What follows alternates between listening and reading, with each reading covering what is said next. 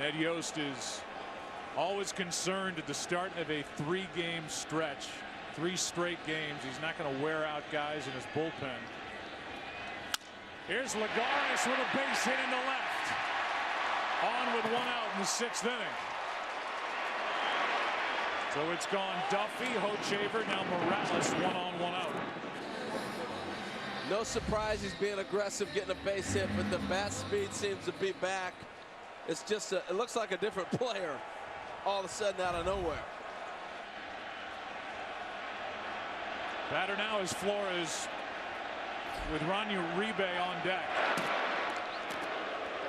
Juan was not available or active in the NLCS. He hasn't had an at-bat in over a month. But right now it's the number 8 hitter Flores who's 0 for 2.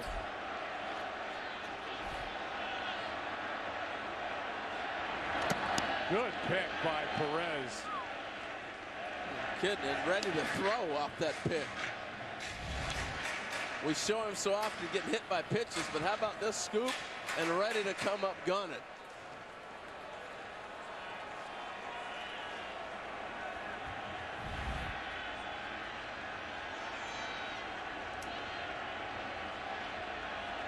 Probably add another one this year to that total.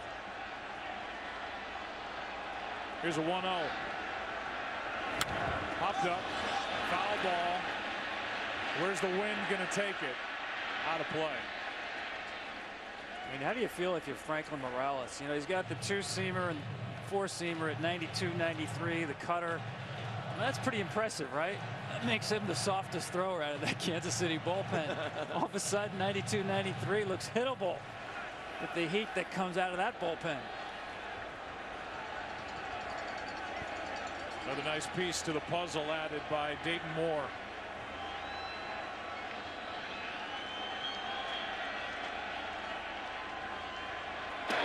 There was so much talk about how evenly matched these clubs were, and I think part of it has to do with the bench. When you can bring Juan Uribe off your bench and you still have the depth that you have, the Mets have on their bench, I think that equals it out in a National League game, more so than an American League game. Good swing by Flores, strike 2.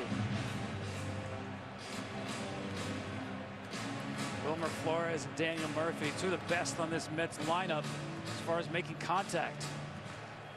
Tough to put this guy away.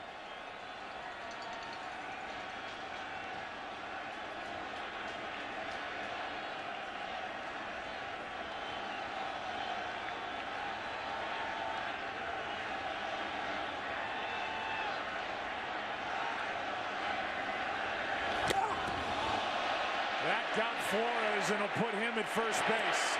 Hit by pitch.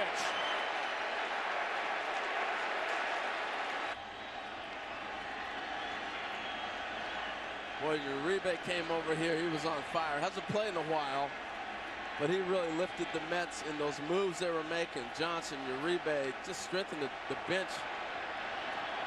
A guy who's won 2 rings for the White Sox in 2005 and with the Giants in 2010. And here he is with the Mets in 2015.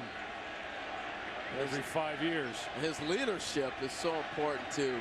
Particularly to you watch Flores settle in. He's been a big part of that.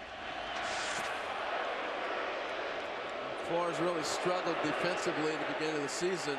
Uribe came over. He's been a shortstop who's won a world championship. Just got him to settle down, take one play at a time, and be able to speak with him about that. Another big reason they wanted him on this roster. He hits velocity very well. They were thinking more about Herrera, Davis late in the game. Now he gets a chance against Morales mid-game. And you see Morales trying to get that ground ball out of him. We saw earlier the cutters in. He's trying to get a ground ball, throwing a little bit of a sink now.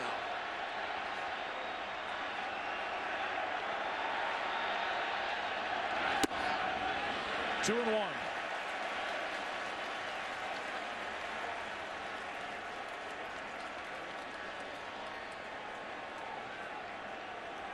The longer this at-bat goes on, I think the more it favors Uribe, the more he can see in time. Went around, strike two.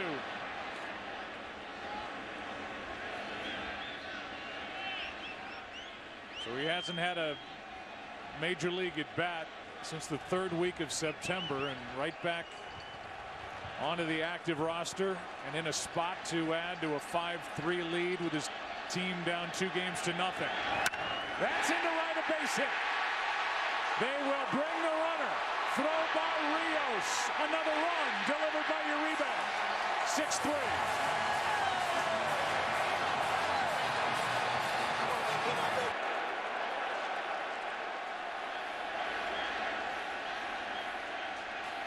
Uribe is one of those guys, you could wake him up from a nap in the middle of the winter and he'd get a hit.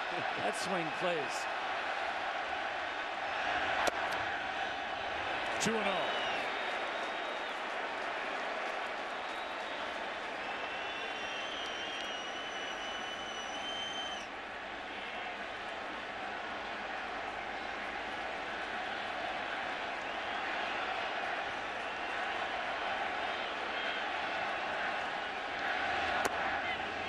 Good pitch from Morales. The two pinch hitters have delivered in this inning. Lagares, a 1-out single, and he scored on that base hit to right by that man Uribe. 2-2 on Granderson. Yeah, Flores is running down the line like he's coming home. I don't like that with the left-handed hitter, and I really think that took the sight of Granderson off a pitch. He's sitting in a 2-1 count, and just out of the corner of your eye, you catch that runner running down. It's enough to take you off that pitch.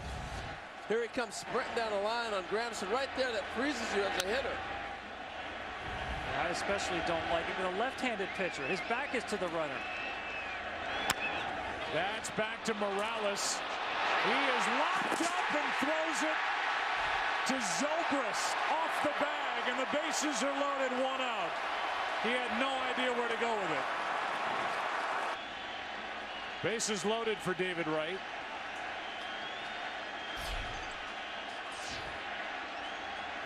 One out.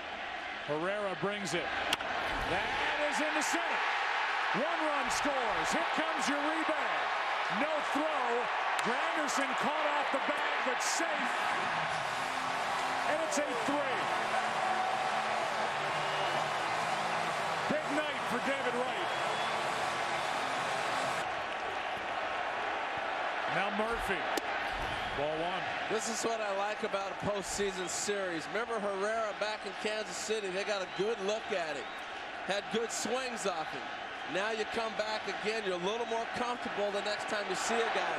That's what's great about a series, how guys react in and out.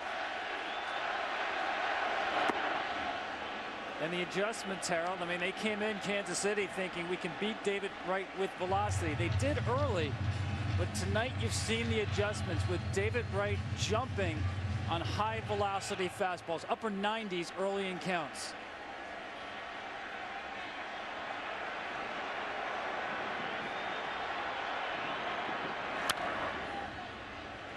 Strike 2. They've gotten Herrera off the fastball. That is his strength. High 90s, maybe 100. We're seeing changeups and sliders that we saw in Kansas City and here now because they've hit that fastball.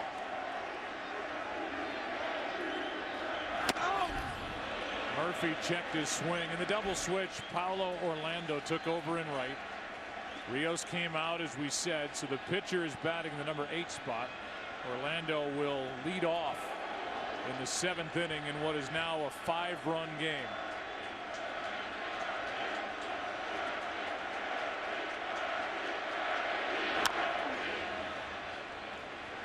Another curveball. David Wright is the first Met to have a 4 RBI game since Rusty Staub drove in 5 in Game 4 in 1973 against Oakland. With his high socks, pulled all the pants, pulled all the way up to the knee. Here's a 2-2. Full count. Well, it's just so impressive watching Daniel Murphy work. Never off balance.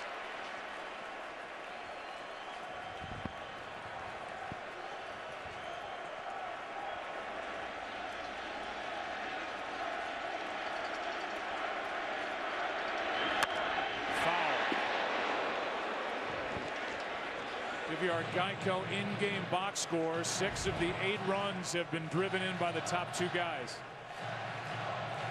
The guy at the plate now, Daniel Murphy, hitless tonight. Wilmer Flores was hit by a pitch in this 3-run 6th.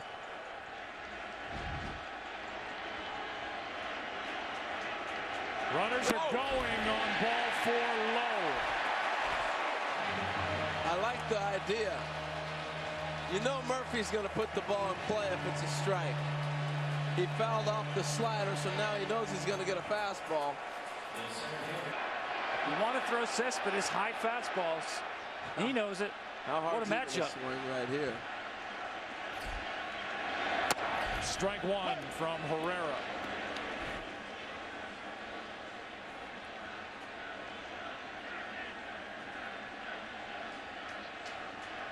The more looks you get at that bullpen, advantage hitter. That was the 2-seamer. See if now it's the 4-seamer up. Good block by Perez. Ball 1.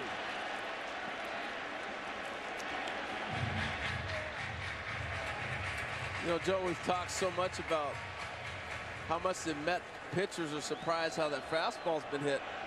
In 2 seasons now, watching Herrera pitch full seasons and in the postseason, I've never seen guys on his fastball like we've watched right now. He's got to be a little shell-shocked himself.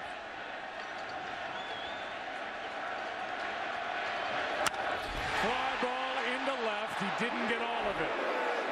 There is Gordon. Tagging is Granderson. Another run on the board. It's 9-3. Set fly Cespedes. Initially, they said it was a fielder's choice. E1 on that ball hit by Granderson you're talking about. Now the scorer took the error away from Morales. Just a fielder's choice. All the runs are earned in the inning as Duda takes ball 1 outside. Yeah, I guess he didn't really throw the ball away. So, yeah, I understand that.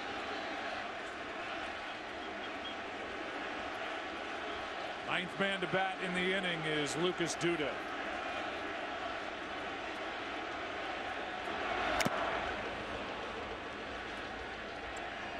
Well, let's go back to that play. He knows his first and third. You got Curtis Granderson hitting, so he's going to be able to run. He starts to go to second, and then he realized, I don't want to give up that run at home, and he just got himself caught in the middle. Once he spun, he probably should have just went to first and maybe try to get an out of it, salvage it, but he didn't get anything. Yeah, I still think he had 2. I know Granderson runs well. 1 hop back to the mound. At least give yourself a shot at making the play. The 2 outs get you off the field. 1 ball, 1 strike on Duda. Good pitch down and in under the hands of Lucas. Strike 2.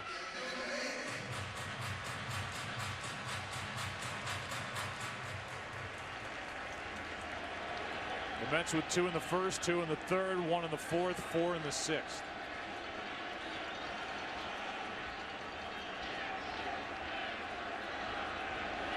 That got him on the outside corner, and the long half inning is over.